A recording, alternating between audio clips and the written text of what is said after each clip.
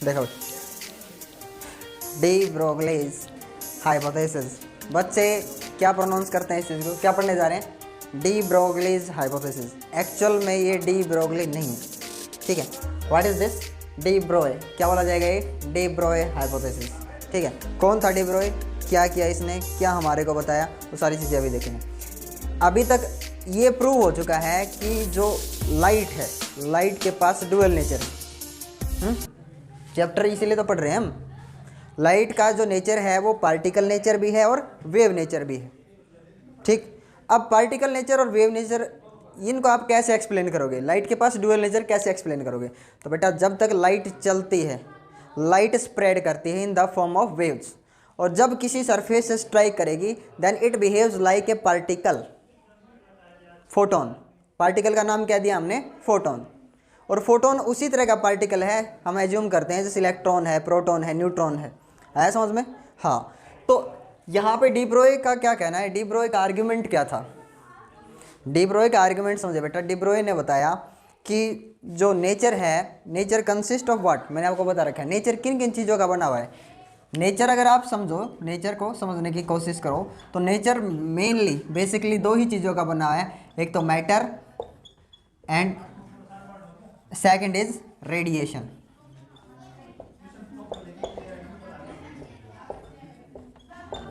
कुछ आया समझ में, मैटर और रेडिएशन, लाइट। तो नेचर बड़ा ही न्यायप्रिय है, ये समझिए, ठीक है।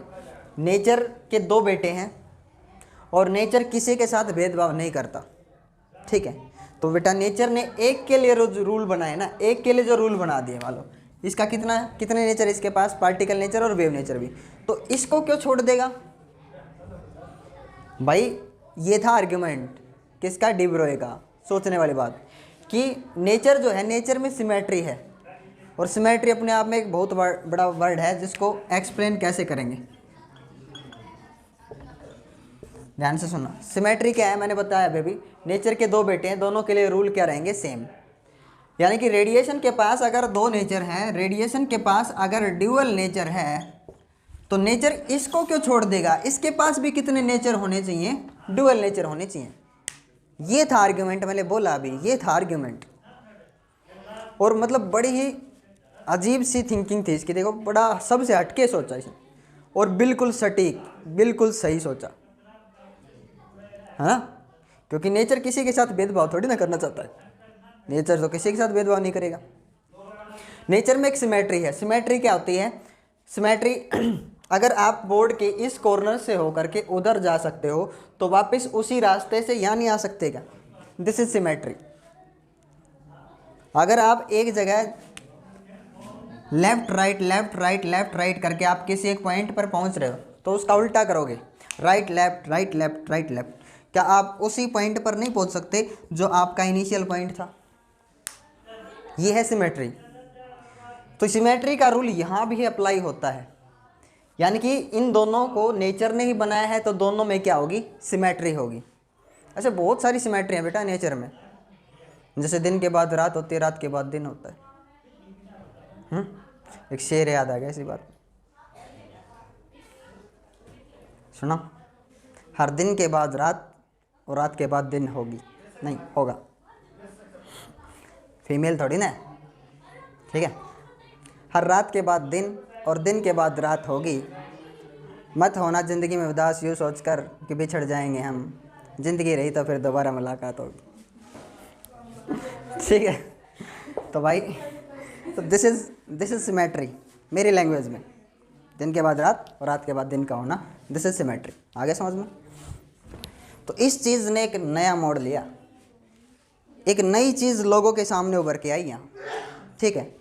क्या जो डी ब्रोए कह रहे हैं ये बिल्कुल सही है, ये मतलब आर्ग्यूमेंट था ये उस टाइम का, क्योंकि इस बात को उस टाइम पे किसी एक्सपेरिमेंट की हेल्प से एक्सप्लेन नहीं किया गया, ये तो सिर्फ सोचा है ना, इस बात को एक्सप्लेन थोड़ी ना किया, मतलब कोई एक्सपेरिमेंट नहीं हुआ इसके ऊपर। और जब मैं ये चीज़ लास्ट तक पहुंचूंगा ना, इस चीज़ के लास्ट तक, तो आप इतने ज़्यादा मतलब एक्साइट हो जाओगे कि मतलब कितना सटीक सोचा और एकदम एक्यूरेट। तो ये चीज़ हजम करना बहुत ही मुश्किल है वैसे, ठीक है, कैसे? मान लो एक बॉल है, एक मैटर है, एक मैटर को अगर आप थ्रो कर रहे हो तो मैटर वेव की तरह एक्ट करता है और पार्टिकल नेचर भी है उसका। पार्टिकल तो खुद है ही, पार्टिकल तो अपने आप में है ही। वो छोटे से छोटा पार्टिकल, छोटे से छोटा मैटर का रिप्रेजेंटेटिव मैंने आपको बता रखा है, कौन है? इलेक्ट्रॉन।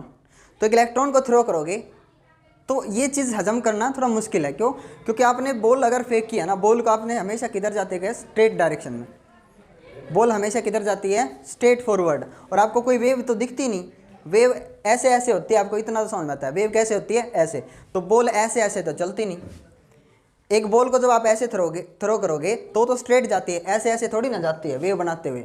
तो ये चीज़ दिखती नहीं है, लेकिन सोचा बिल्कुल सही है, सोचने वाली बात। ठीक, अब डुअल नेचर है अगर इसके पास, तो अगर एक ऑब्जेक्ट को थ्रो करें हम तो दोनों चीज़ दिखनी चाहिए। तो जब ये एक्सपेरिमेंटली वेरीफाई हुआ, हम जो नेक्स्ट जो करेंगे ना, इससे अगला टॉपिक वो है डिवीजन एंड जर्मर एक्सपेरिमेंट, उसमें ये प्रूव हो गया। अगर एक इलेक्ट्रॉन बीम को स्ट्रेट आप थ्रो करो और वो अगर यंग्स एक्सपेरिमेंट की तरह ब्राइट डार्क फ्रिंजेस बनाए, यंग्स एक्सपेरिमेंट पढ़ा हुआ ना आपने, तो इलेक्ट्रॉन की बीम को थ्रो करो स्ट्रेट बीम बिल्कुल।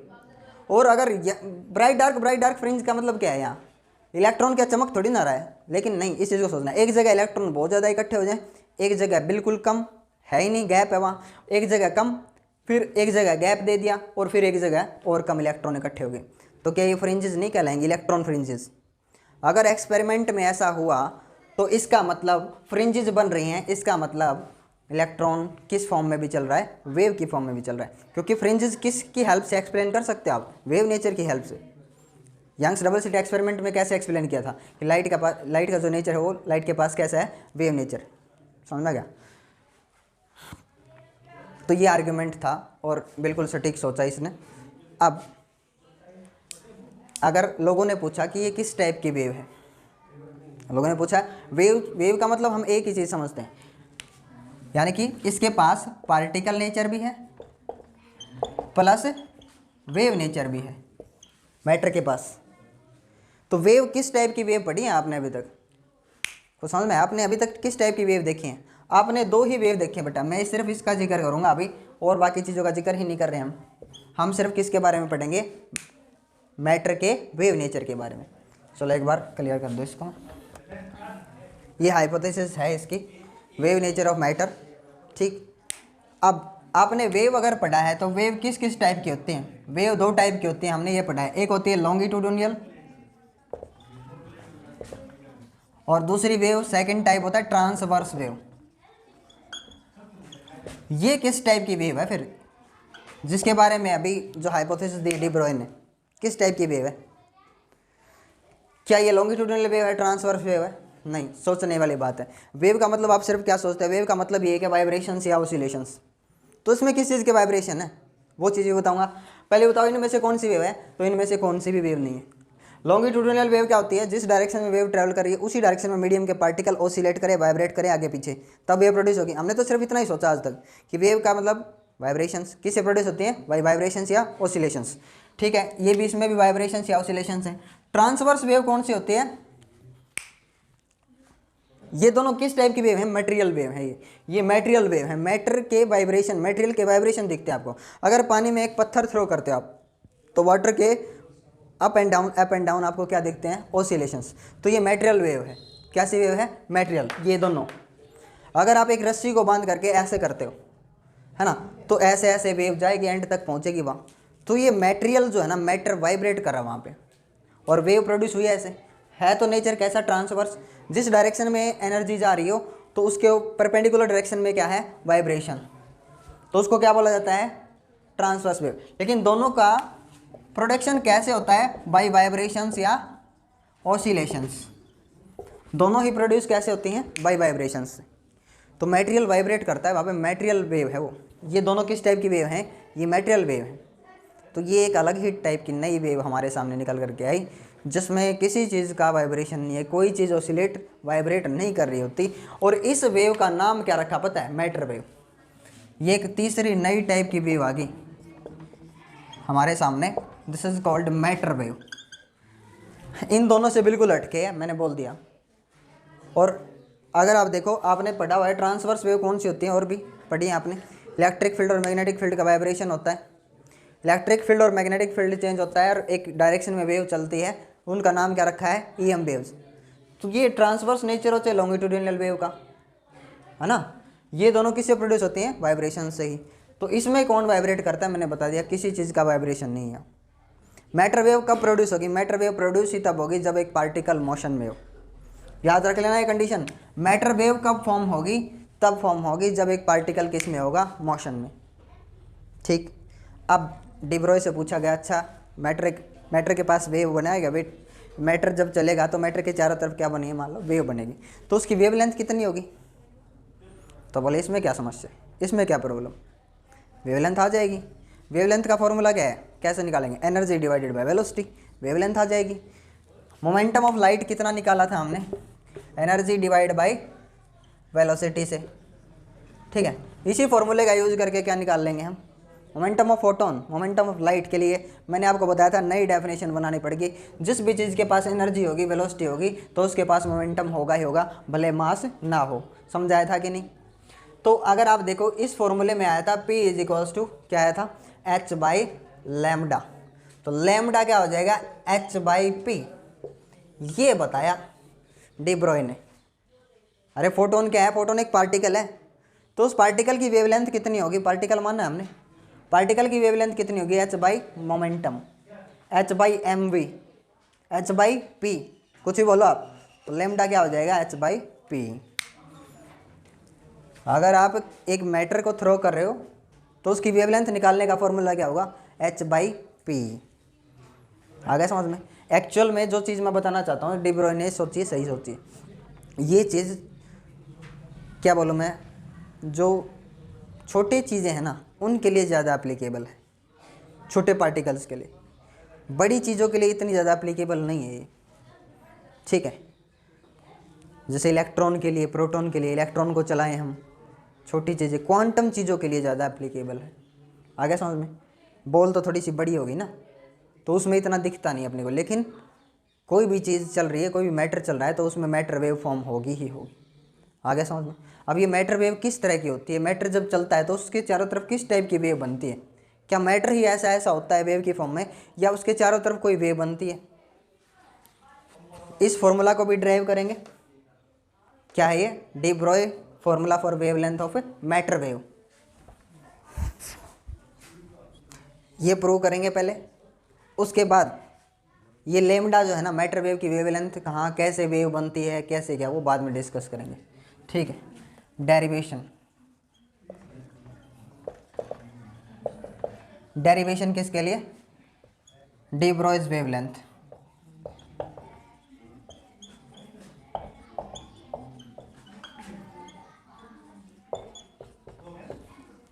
ठीक है, वो हमारे को प्रूव करना है। Lambda is equals to H by M v. आया क्या समझ में। अब अगर आप देखो फोटोन जो होता है ना, फोटोन के पास एनर्जी कितनी होती है, मान लो एक फोटोन ट्रेवल कर रहा है, तो फोटोन के पास एनर्जी कितनी होती है, E is equals to h nu. According to Einstein E energy का जो फॉर्मूला होता है वो कितना होता है, कितना होता है, mc²। याद ही नहीं तुम्हारे कुछ, एनर्जी ऑफ ए फोटोन, ठीक है, अकॉर्डिंग टू आइंस्टीन एनर्जी कितनी हुई, mc²। एनर्जी तो सेम ही है, LHS इक्वल तो RHS भी क्या होना चाहिए, equal. On comparing equation first and second, what will we see, h nu, या फिर इधर चलो एच न्यू लिखो, h nu is equals to mc²। Frequency को आप क्या ले सकते हो, h frequency c by lambda, ठीक है, इज इक्वल्स टू mc²। एक c से एक c मर गया, है ना, एक बच गया, तो h by lambda is equals to mc। हाँ, mc मतलब mass into velocity, mass into velocity यानी कि मोमेंटम। एच अपॉन में लैम्डा, तो लैम्डा क्या हो जाएगा, पी नीचे लैम्डा ऊपर, तो इक्वेशन क्या बन जाएगी, lambda is equals to H by P, या lambda is equals to H by M V. कुछ आया समझ में? Answer prove. De Broglie wavelength for matter wave. ठीक,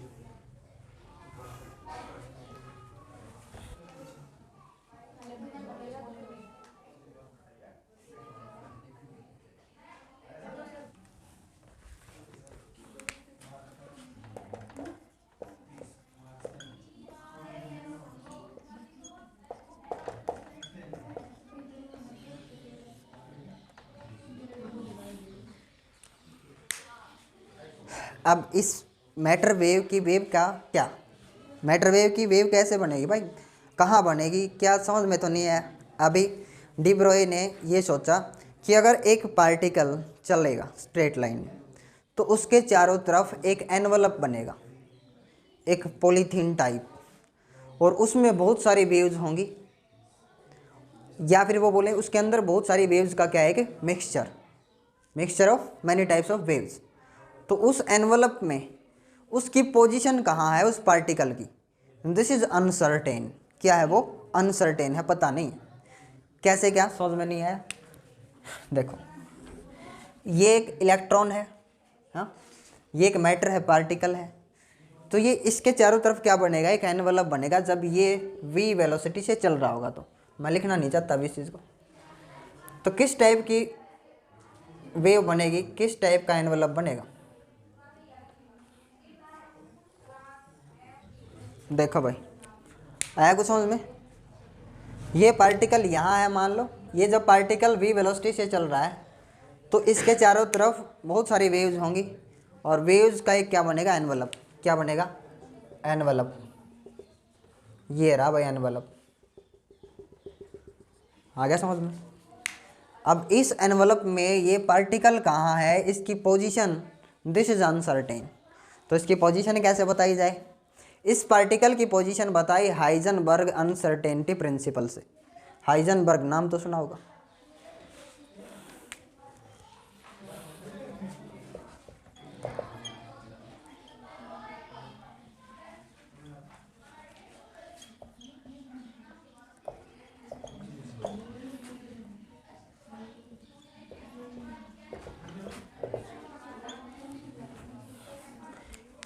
ये पार्टिकल कहाँ है, इसकी पोजीशन को बताने के लिए किस प्रिंसिपल का सहारा लेना है, Heisenberg uncertainty principal.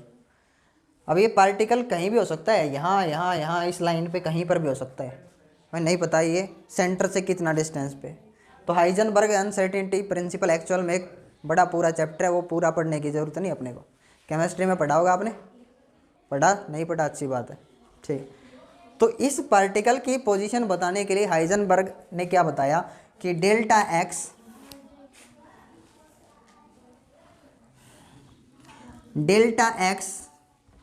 Into delta P is equals to H.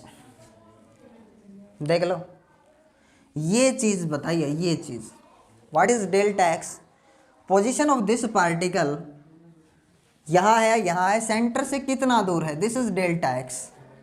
समझ में, इस पार्टिकल की पोजीशन सेंटर से कितनी दूर है। अगर मोमेंटम ज़्यादा हुआ तो ये पार्टिकल सेंटर के बहुत ही क्लोज होगा, नहीं है समझ में। डेल्टा एक्स यहाँ कहीं पर भी डेल्टा एक्स डिस्टेंस है। अगर ये चीज़ कांस्टेंट है, देखो बेटा ये क्या है, कांस्टेंट, प्लैंक्स कांस्टेंट, यानी कि अगर इधर का मान लो आप 20 है, इस कांस्टेंट को मान लो 20 है, लेकिन हमें पता है एक्चुअल में दिस इज प्लैंक्स कांस्टेंट, इसकी वैल्यू कितनी है 6.63 × 10⁻34 -34। तो एक सेकंड के लिए समझाने के लिए मान रहा हूँ ये 20 है, 20 इज कांस्टेंट वैल्यू। अगर ये 10 हुआ तो इसको कितना होना पड़ेगा, 2, सेंटर से 2 सेंटीमीटर दूर। अगर ये 20 हुआ मोमेंटम ज़्यादा तो इसको कितना होना पड़ेगा, 1, सेंटर से 1 सेंटीमीटर दूर। कुछ है समझ में। तो इन दोनों का मल्टीप्लिकेशन क्या रहेगा, कांस्टेंट। आ गया समझ में। और ये मोमेंटम अगर 40 हुआ तो इसको कितना होना पड़ेगा, हाफ, है ना, तभी तो 20 आएगा। तो ये चीज़ बताई किसने? हाइजेनबर्ग ने। इसकी पोजीशन नहीं बता पाया, कभी सोचो आप, क्योंकि नाम में ही क्या है? अनसर्टेनिटी है, अनसर्टेनिटी प्रिंसिपल। नाम में ही क्या है? अनसर्टेनिटी। तो पोजीशन इज अनसर्टेन। आज तक नहीं पता अपने को पोजीशन, समझ गए? अब इसके स्पेशल केस देखो। किसके स्पेशल केस? इस पार्टिकल के केस में देख लो कुछ भी, H अपॉन में mv, ये है ना फॉर्मूला तो अपना। इस फॉर्मूले के अकॉर्डिंग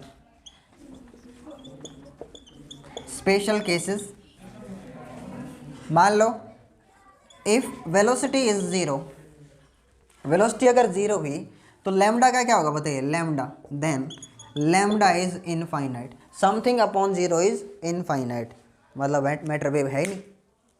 मैटर वेव कब बनेगी? Only and only when this particle is moving, this particle will be in motion.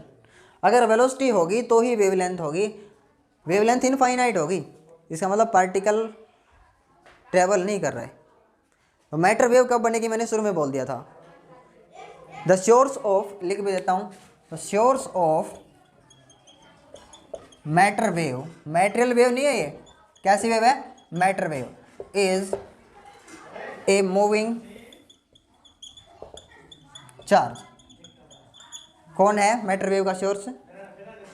Moving particle. क्या लिखूं? मूविंग पार्टिकल, ठीक है। Not an accelerated charge. Accelerated charge किसका सोर्स होता है? ईएम वेव का, ठीक है। तो सोर्स ओनली एंड ओनली ये है, ठीक है। इसके बाद डी ब्रोई की हाइपोथेसिस लिखता हूं मैं। डी ब्रोई ने क्या कहा, एक बार इसके स्पेशल केस देखते हैं, ठीक है। दूसरा स्पेशल केस क्या होगा? If velocity is infinite, velocity बहुत ज़्यादा, इनफाइनाइट, जीरो माने थे एक बार, तो लैम्डा क्या हो जाता है?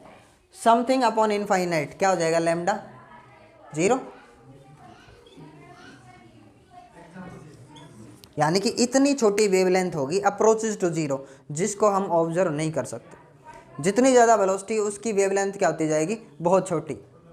आ गया समझ में? बहुत छोटी वेवलेंथ को हम ऑब्जर्व नहीं कर सकते। कुछ आया समझ में? तो डी ब्रोई की हाइपोथेसिस है ये कि जब एक पार्टिकल चलेगा तो बिहेव करेगा कभी वेव की तरह, कभी मैटर की तरह, कभी पार्टिकल की तरह और कभी वेव की तरह, और उसके साथ एक वेव एसोसिएट होगी विच controls the motion of the particle, जो इस पार्टिकल के मोशन को क्या कर रही होगी? कंट्रोल कर रही होगी। This is the de Broglie hypothesis and this is the wavelength of its matter wave. समझ में आ गया?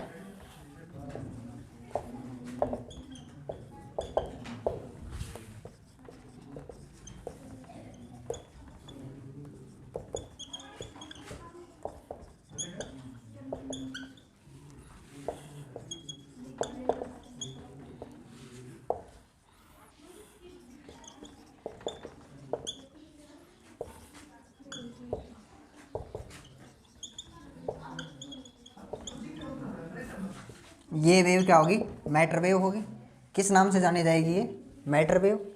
And wavelength of matter wave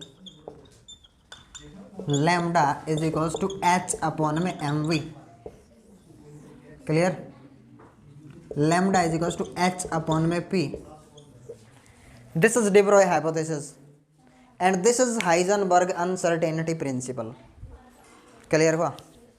अब इसका रिलेशन देखते हैं, relation of de Broglie's wavelength with temperature.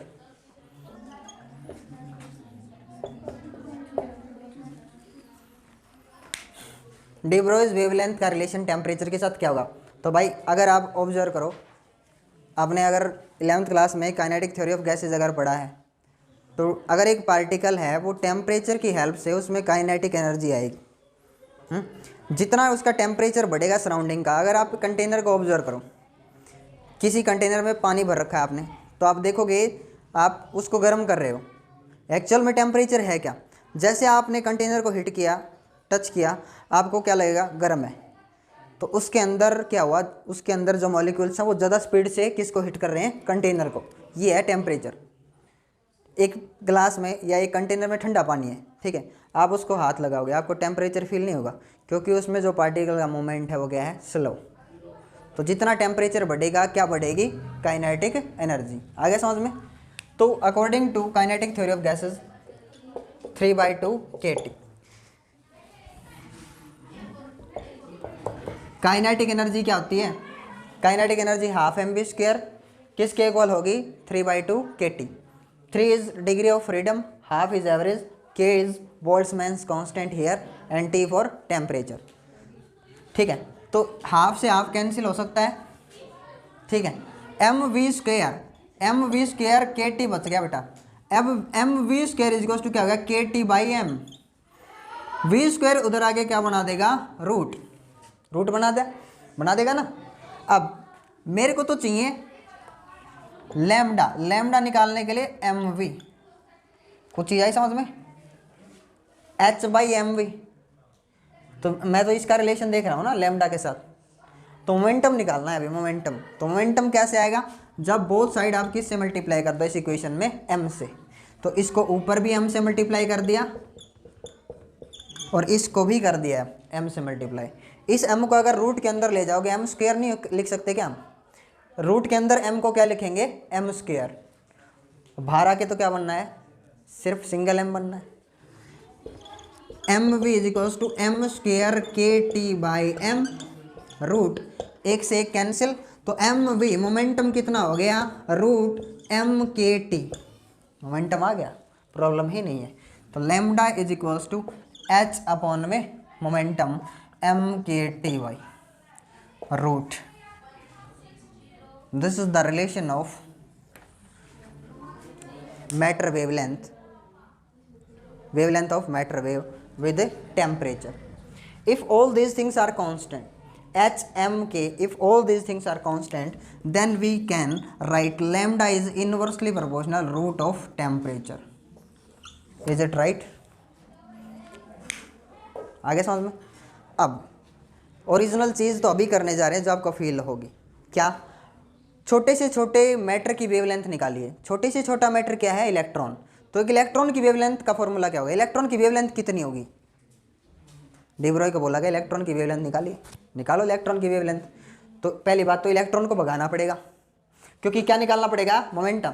तो इलेक्ट्रॉन को चलाना कैसे है, पहले तो आपको ये आना चाहिए, इलेक्ट्रॉन को चलाओगे तभी तो पी रख पाओगे, मोमेंटम। ठीक है ना, और उस टाइम पे आपको इलेक्ट्रॉन की क्या मिल जाएगी, वेवलेंथ। ठीक, इस चीज़ को याद रखना तुम, जो मैं अभी करवाने जा रहा हूँ। बहुत काम की है, ज़बरदस्त चीज़ ये समझ लें।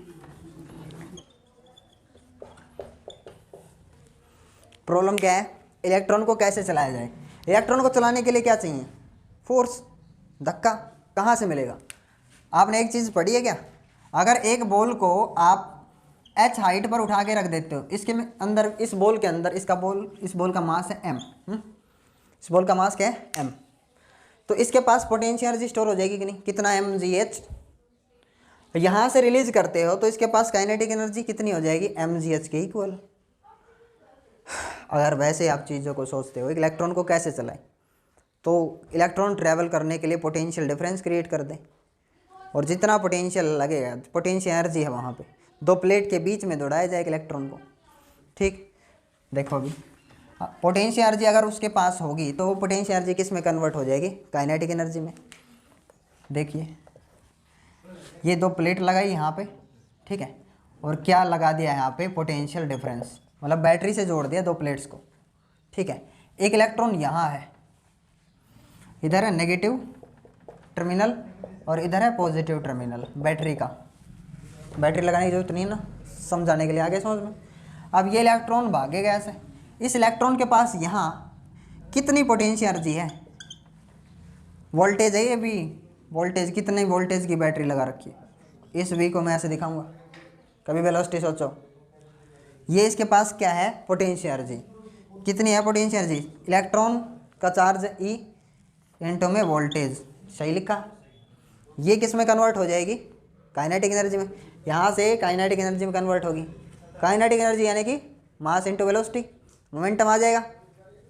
देखो potential energy converted into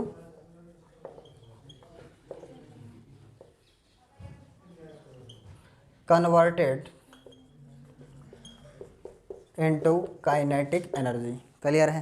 potential energy कितनी है इसकी, E V voltage. Kinetic energy कितनी होगी, हाफ एम वी स्क्वायर। मेरे को तो एम वी निकालने से मतलब है, ठीक है। तो ये इधर चला जाएगा, ई वी यानी कि वोल्टेज 2 ऊपर चला जाएगा और एम नीचे आ जाएगा। क्या सही लिखा, एम नीचे 2 ऊपर। वी स्क्वायर है तो वी स्क्वायर इधर आके क्या बना देगा, स्क्वायर, इसका रूट बन जाएगा कि नहीं। हाँ, अब ऊपर एम से इधर इधर मल्टीप्लाई कर दूँ, इधर भी एम से मल्टीप्लाई किया और इधर भी इस इक्वेशन को एम से मल्टीप्लाई किया। सही है। अंदर में क्या लिखूंगा मैं, एम स्क्वायर, रूट के अंदर एक एम से एक एम कैंसिल, तो यानी कि मोमेंटम एम वी क्या हो जाएगा, एम या फिर 2e वोल्टेज m और उसका रूट। सही है।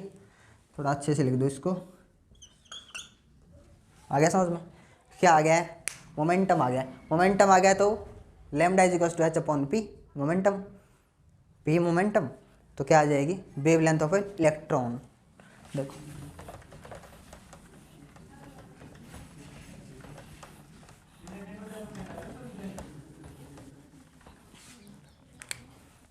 वेवलेंथ कितनी होगी, h बाई एम वी या h by p. Lambda is equal to h, m v कितना आया, रूट 2e वोल्टेज और m on putting all the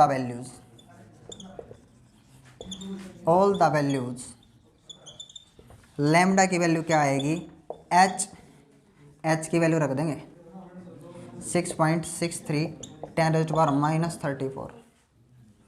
ठीक है। रूट के अंदर वैल्यूज पुट कर दो सभी की। 2 इलेक्ट्रॉन का चार्ज कितना था, 1.6 10⁻⁻19। क्लियर हुआ। वोल्टेज पता नहीं, वोल्टेज को एज इट इज रख लेना, रूट वी। ठीक है। ई लिख दिया, mass of electron 9.1 10⁻31 kg। Electron का मास है 9.1 10⁻31 और रूट के अंदर क्या है, वी। आगे समझ में। On solving all the values we get 12.27 10⁻10 root v है नीचे as it is. Voltage what is this, 10⁻10 angstrom. क्या बोला जाता है ये एंगस्ट्रॉम। तो इसको आप क्या लिख सकते हो, एंगस्ट्रॉम। ये लो भाई, ये आगे wavelength of an electron in terms of matter wave, या de Broglie's wavelength of an electron. Electron की वेवलेंथ कितनी होगी याद रख लेना आप इस चीज़ को। ठीक है। या कई जगह आपको ये लिखा मिल सकता है 1.227 नैनोमीटर। नैनो मतलब 10⁻⁻9। समझ गए। तो उसी से मत घबराना, सेम ही चीज़ है दोनों। ठीक। अब लैम्डा मिल गया आपको और ये आपको याद रखना है क्योंकि ये अपने एक्सपेरिमेंट में काम आएगा। नेक्स्ट जो एक्सपेरिमेंट होगा डेविजन एंड जर्मर एक्सपेरिमेंट, तो उसमें मैं आपको पूछूंगा बताइए कितनी आई थी इलेक्ट्रॉन की वेवलेंथ अपनी, 12.27 divided by root voltage angstrom. समझ गए। So will study in next video Davisson and Germer experiment.